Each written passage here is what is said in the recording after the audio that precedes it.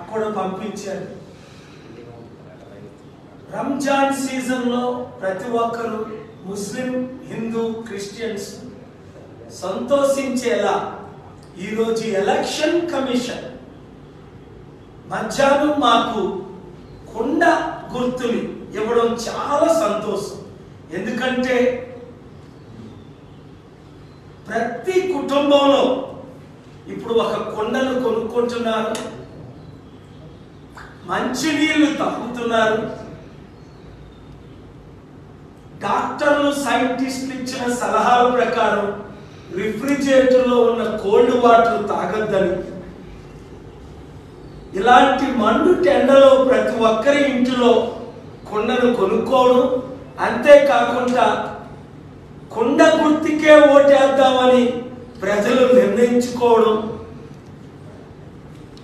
కుండని ఏ విధంగా మీరు నింపుకుంటారో మంచి నీళ్లతో, మంచి పాలనతో ప్రజాశాంతి పార్టీని కుండ గుర్తును గెలిపించాలని మేము కోరుతున్నాం. శాంతియుతమైన పాలన, కుటుంబ పాలన, కుల పాలన మనకు వద్దు. కుండ పాలనే ఆశీర్వాదాలతో, దీవెనలతో. ప్రభు ఆ మాట అంటాడు, కుమ్మరి వారి యొద్దకు పొమ్ము, వారి యొద్ద మీరు కుండని ఏ విధంగా తయారు చేస్తున్నారో నేర్చుకోండి. మన జీవితాల్ని, మన కుటుంబాల్ని, మన శాంతియుతమైన పాలన, ఇప్పుడు వరకు అన్ని పాలనలు మనం చూసాం, అన్ని గుర్తులను చూసాం. కుటుంబాలు నాశనం అయిపోయే తప్ప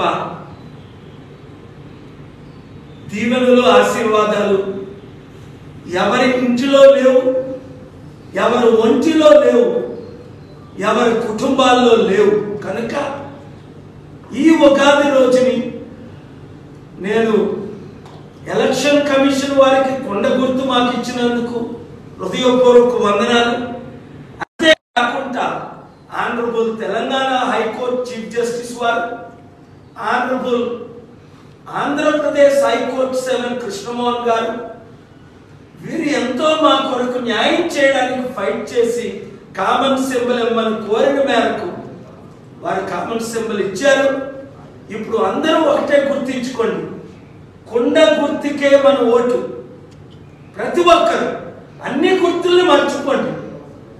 పగిలిపోయే గ్లాసు మనకొద్దు, తుప్పడు పోయే సైకిల్ అసలే వద్దు, ఫ్యాన్లో ఊడిపోయిన జీవితాలు, అప్పుల పాలైన జీవితాలు అసలు వద్దు. కుండనే గుర్తించుకుందాం, కుండకే మనం ఓటేద్దాం. అందరినీ ఓటేయమని, వీలైతే అందరికి మీరు పక్కింటి వారికి బహుమతిగా కుండనివ్వండి. ఇచ్చేటప్పుడు ఒకటి చెప్పండి, శాంతి పాలన రావాలంటే, మంచి పాలన రావాలంటే, అవినీతి పాలన పోవాలంటే, కుటుంబ కుల పాలన పోవాలి అంటే కుండ గుర్తుకే మనం ఓటేద్దాం. సంపూర్ణ దీవెనలు, ఆశీర్వాదాలు పొందుతాం.